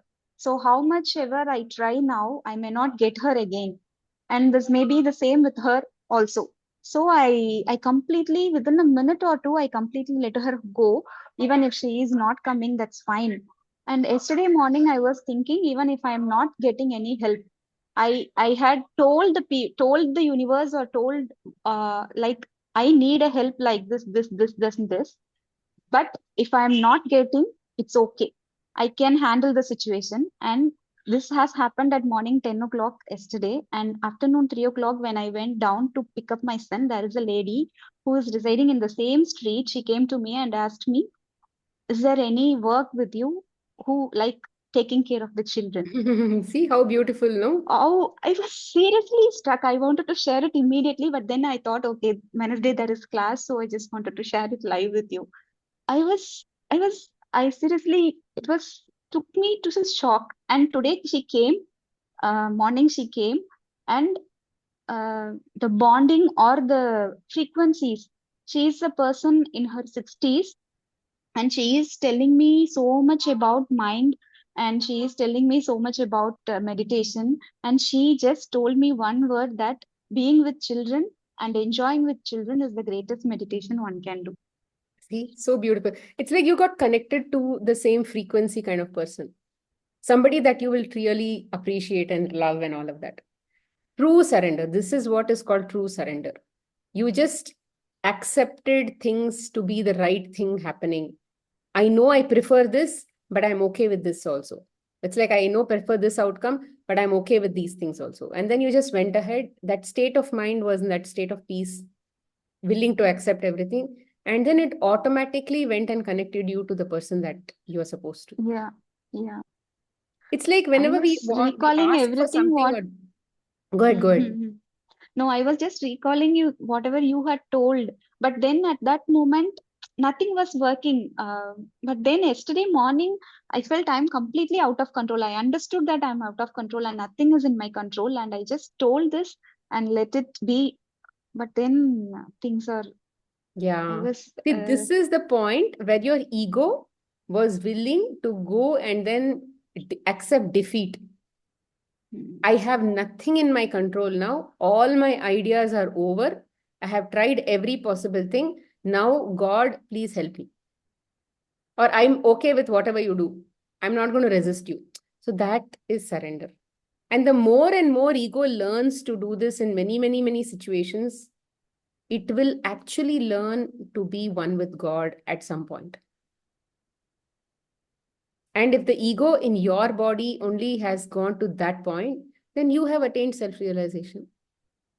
And if the ego in this body does not do it, in some other body does it, that body will go through self realization. It's the ego that needs to go to that 100% zero. 0%.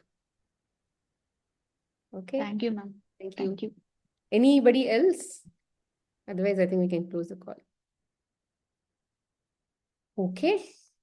To the Supreme God, we thank you for your divine blessings. To my spiritual teacher, to all the spiritual teachers, holy masters, all the saints, holy angels, spiritual helpers, and all the great ones.